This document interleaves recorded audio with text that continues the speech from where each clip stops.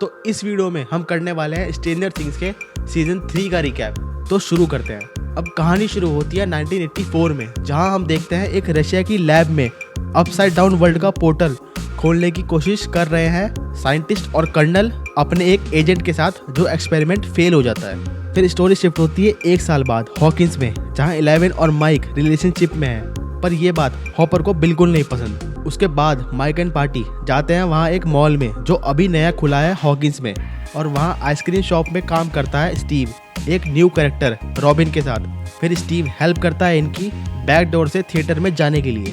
तभी पूरे टाउन की पावर चली जाती है। फिर हम देखते हैं एक खाली वेयर हाउस में चूहे और शैडो मॉन्स्टर जैसा कुछ, और तभी पावर वापस आती है और विल को फील होता है कुछ अजीब। फिर हम देखते हैं नैन्सी और जॉनथन को, जो रिलेशनशिप में है और काम करते हैं as a intern the Hawkins Post पे, जहां नैन्सी की बिल्कुल इज्जत नहीं है। और इधर डस्टिन वापस आता है अपने साइंस कैंप से, और ये सारे देते हैं उसको सरप्राइज। तब डस्टिन दिखाता है उनको अपना स्ट्रॉन्ग रेडियो टावर, जिससे वो बात करता है अपनी गर्लफ्रेंड सूजी से।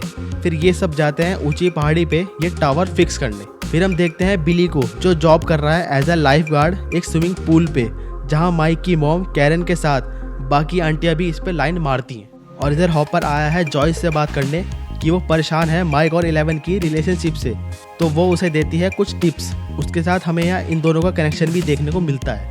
फिर हम देखते हैं स्टीव को, जिसका ऑरा डाउन हो गया है आइसक्रीम शॉप पे काम करने की वजह से। और दूसरी तरफ दिखाया जाता है वो वेयर हाउस में बहुत सारे रैट्स फट रहे हैं एक एक करके।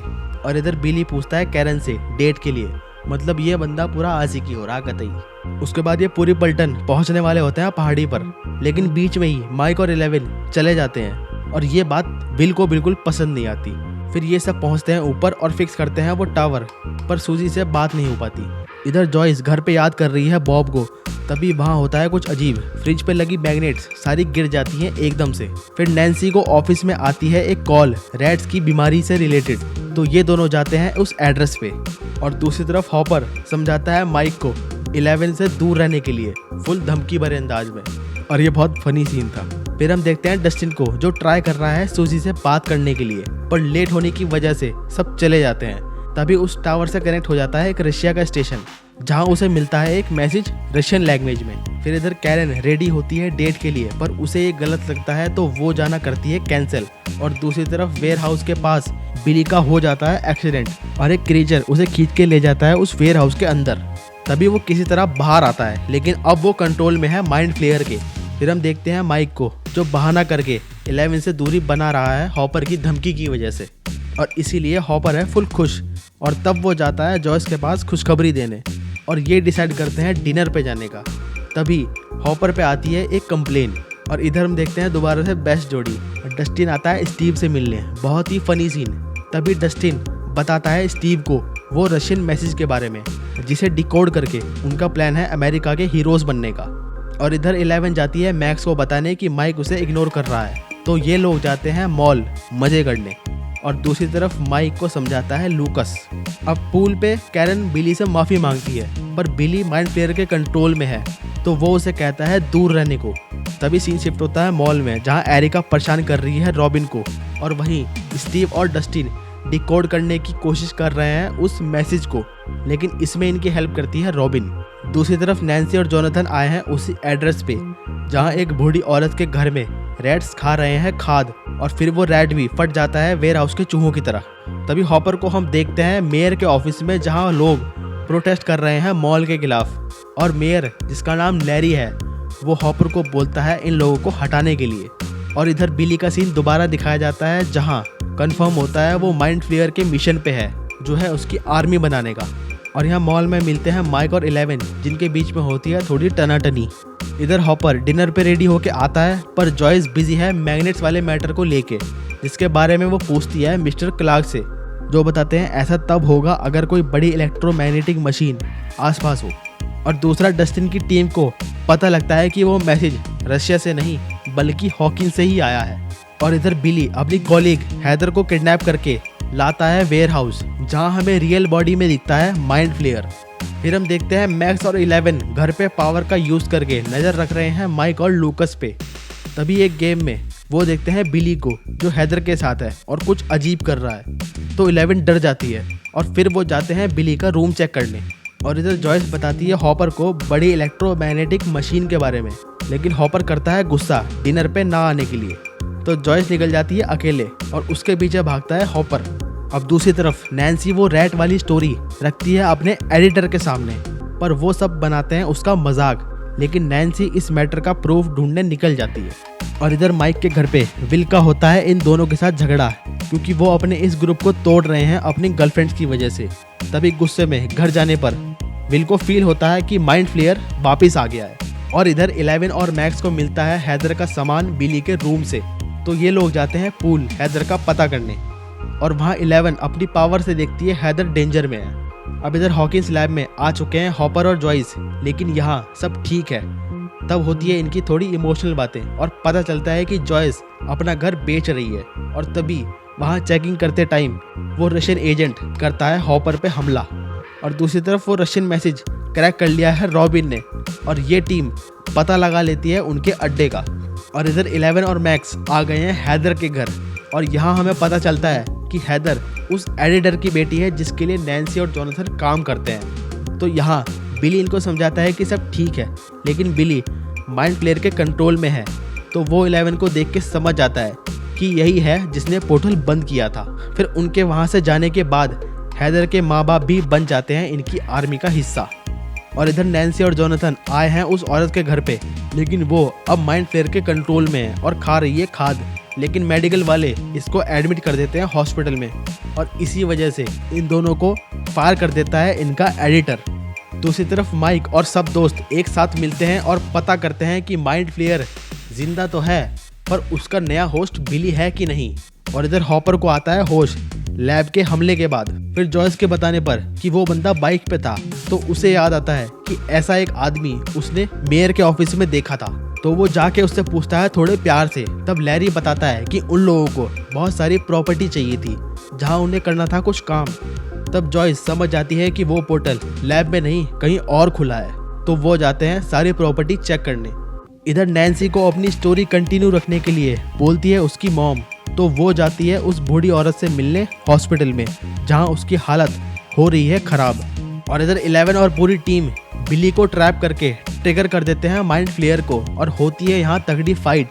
लेकिन 11 फेंक देती है बिली को बाहर। तो वो चला जाता है वेयर हाउस, जहाँ हम देखते हैं बहुत सारे लोग इनकी आर्मी का हिस्सा बन चुके हैं। तभी हम देखते हैं डस्टिन की टीम को, जो एरिका की हेल्प से रशियन के अड्डे में घुस गए हैं, पर ट्रैप हो गए हैं एक लिफ्ट में जो स्टक हो गई है बीच रास्ते में।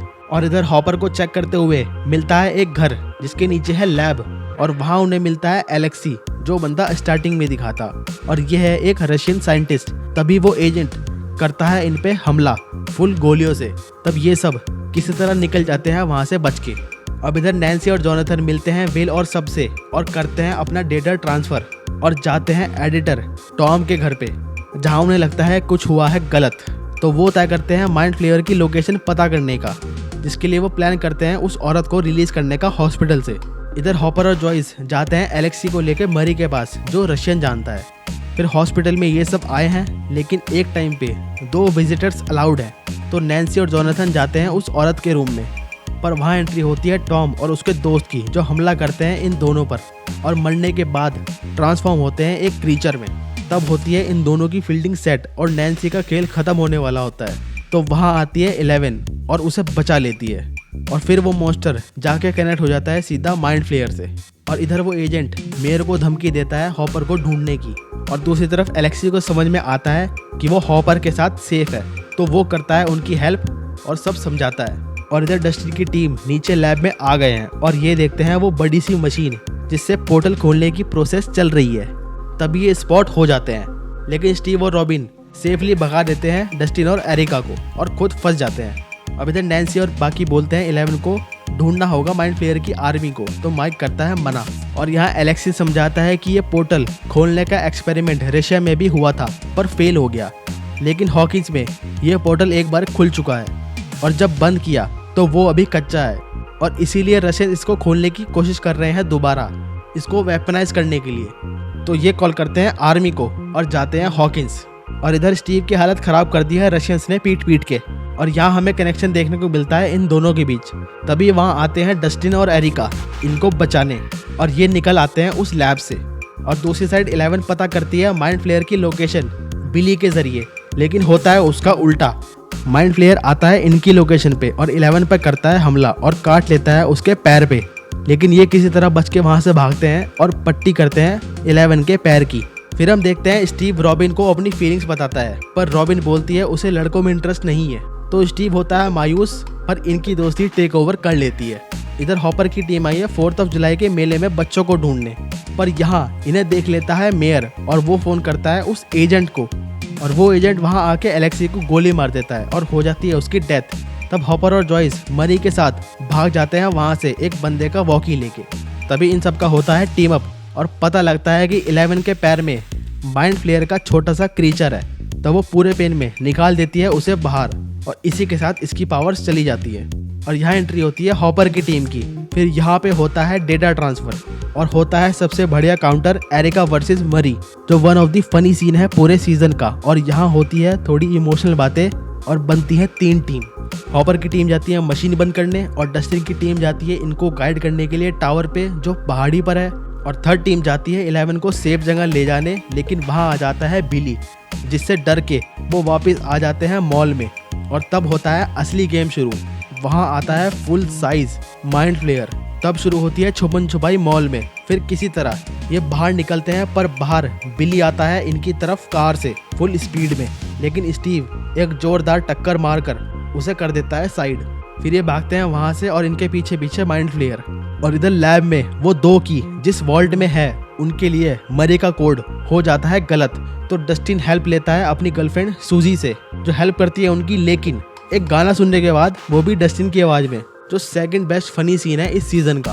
फिर कोड मिलने पर वो पहुंचते हैं मशीन पर, लेकिन वहां आ जाता है वो एजेंट और वापस होती है इनकी फाइट। और दूसरी तरफ पता लगता है 11, माइक और मैक्स मॉल में ही है, जहां बिली इन्हें पकड़ लेता है और 11 को ले जाता है माइंड फ्लेयर के सामने। तभी नैन्सी और टीम वापस आते हैं और लूकस के प्लान के हिसाब से ये करते हैं हमला फायर क्रैकर से माइंड फ्लेयर पे, फुल दिवाली सीन। और इधर 11 को पकड़ के रखता है बिली, तो वो उसे याद दिलाती है उसकी पुरानी यादें उसकी मॉम के साथ, जिससे उसका माइंड उसके कंट्रोल में आ जाता है और वो बचाता है 11 को माइंड फ्लेयर को रोककर। एक पॉजिटिव नोट पर उसकी डेथ होती है और माइंड फ्लेयर की डेथ पोर्टल की वजह से होती है। तो इधर लैब में हॉपर डाल देता है उस एजेंट को मशीन में और उसी की वजह से वो वहाँ फंस जाता है और हॉपर के कहने पर जॉयस बंद कर देती है उस मशीन को। फिर वहाँ ब्लास्ट होने की वजह से हॉपर की डेथ भी हो जाती है। तभी वहाँ आती है आर्मी डॉक्टर सैम के साथ और एक इमोशनल मोमेंट फॉर 11। फिर स्टोरी शिफ्ट होती है 3 महीने बाद, जहाँ स्टीव और रॉबिन को जॉब मिल गई है एक मूवी स्टोर में, और दूसरी तरफ 11 अब विल की फैमिली के साथ है और वो शिफ्ट हो रहे हैं दूसरी सिटी में। सबके लिए इमोशनल मोमेंट। फिर हम इसके पोस्ट क्रेडिट सीन में देखते हैं रशिया के एक प्रिजन को, जहाँ एक कैदी को डाला जाता है एक डेमोगोर्गन के सामने। और यहाँ खत्म होता है सीजन 3। अब मिलते हैं सीजन 4 के रिकैप में। इस वीडियो के लिए इतना ही। अगर ये वीडियो पसंद आई तो करो लाइक, चैनल को करो सब्सक्राइब। मैं मिलता हूँ आपसे नेक्स्ट वीडियो में, तब तक के लिए पीस आउट।